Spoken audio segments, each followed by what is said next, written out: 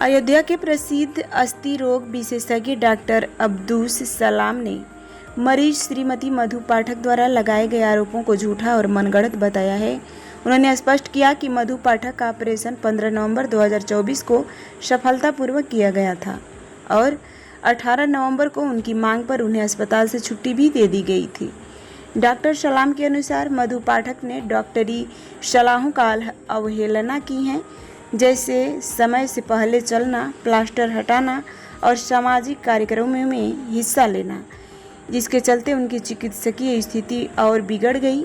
एक बार रसोई में गिरने से प्लेट पर दोबारा चोट लगी, जबकि उन्हें पीटीबी शू पहनने और भार न डालने की सलाह दी गई थी। उन्होंने बताया कि ऑपरेशन में इंसिटो इंडिया कंपनी की 9 hole titanium twin lock compressor plate का प्रयोग किया गया था, जो कि एक उच्च गुणवत्ता वाला उपकरण है। डॉक्टर सलाम ने यह भी कहा उनके पास सभी चिकित्सकीय रिकॉर्ड और साक्ष्य मौजूद हैं। अगर किसी भी संस्था या व्यक्ति ने झूठे आरोप का प्रचार किया तो वे कानूनी रूप से अपना पक्ष प्रस्तुत करने को तैयार हैं।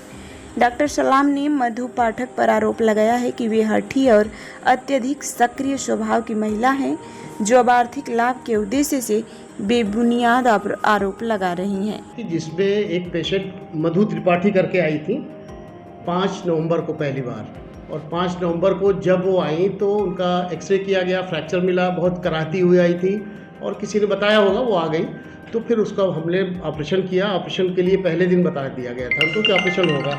तो ऑपरेशन करने के बाद 14 तारीख को ऑपरेशन हुआ, 18 को डिस्चार्ज हो गई अगेंस्ट मेडिकल एडवाइस। हमने कहा अभी नहीं हो सकती, तो कहा नहीं, हमको घर जाना है। तो एडवाइस के अगेंस्ट में डिस्चार्ज हो गई। फिर वो कच्चा लगा, फिर पक्का प्लास्टर भी ऑपरेशन के बाद लगता है सेफ्टी के लिए, वो लग के, मगर उन्होंने जल्दी से उसको हटवा लिया और एक प्लास्टर उन्होंने घर पे ही हटा दिया। कहा कि हमको बहुत खुजली होती है, हमको हटाना है। और उसके बाद हमने कहा अच्छा रेस्ट करिएगा, तो वो रेस्ट नहीं किया, वो लखनऊ चली गई, अपने शादी में अटेंड किया, क्योंकि हर चीज़ हम पर्चे पे प्रिस्क्रिप्शन पे नोट करते हैं। तो मैंने नोट किया हुआ है कि अगेंस्ट मेडिकल एडवाइस ये बाहर भी गई, चलती भी नहीं। और एक दिन वो गिर पड़ी अपने बाथरूम नहीं, किचन में चाय बना रही थी। उन्होंने बताया, मैंने लिखा हुआ है पर्चे पे। तो उनका एक्सरे मैंने किया, फिर आई हमारे पास। उनको प्रेफरेंस दे के देखते थे हम, पहले जल्दी से देख लेते थे क्योंकि बोलती बहुत थी वो। तो मैंने उनका एक्सरे किया तो मैंने कहा कि आपकी प्लेट हल्की सी क्रैक हुई है, आपको रेस्ट करना पड़ेगा, चलना मना है, और आपको एक जूता बनेगा। तो बहरहाल उन्होंने जूता बनवाया, मगर पहना नहीं। कहा कि इससे हमको तकलीफ होती है, हम पहनेंगे नहीं। उसके बाद लास्ट टाइम 4 मई को आई थी, अभी बहुत जल्दी की बात है, 4 मई को आई थी। तो हमने कहा कि ठीक है, जब थोड़ा सा आपको दर्द वर्द कम हो जाएगा तो इम्प्लांट निकाल देंगे, क्योंकि जो ब्रोकन इम्प्लांट होता है स्ट्रेस की वजह से हुआ, आपने लोड डाल दिया, गिर गई, तो इसको निकाल देंगे।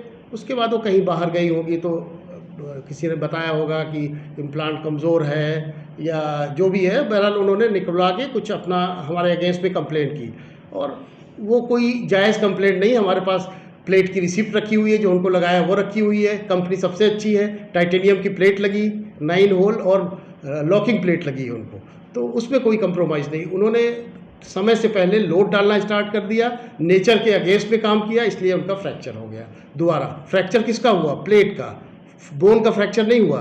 हमारे यहाँ तो नहीं हुआ। अब उन्होंने बाहर कहीं कराया, कुछ हुआ हो तो मुझे नहीं पता। यही सारी बात है भाई।